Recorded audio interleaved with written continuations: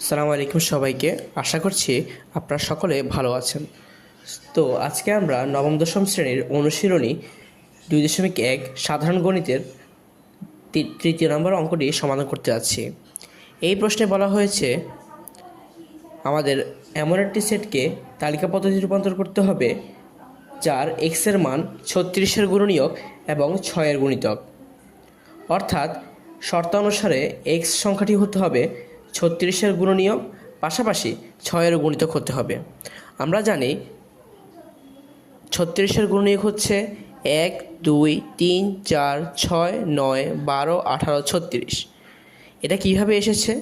তা হচ্ছে 36কে আমরা এই 1, 2, 3, 4, 6, 9, 12, 18, 36 দ্বারা ভাগ করতে পারি। আর একটি সংখ্যাকে যে সকল সংখ্যা দিয়ে ভাগ করা যায় সেই সকল সংখ্যাগুলো হচ্ছে উক্ত সংখ্যার গুণনীয়ক হয়ে থাকে। আর 6-এর গুণিতক হচ্ছে 6, 12, 18, 24, 30, 36 এভাবে চলতেই থাকবে।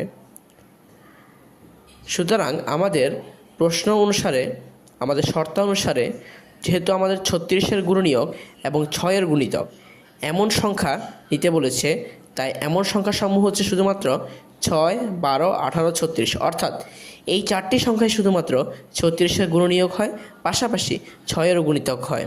সুতরাং আমাদের প্রশ্নের সমাধানটি হচ্ছে 6, 12, 18, 36।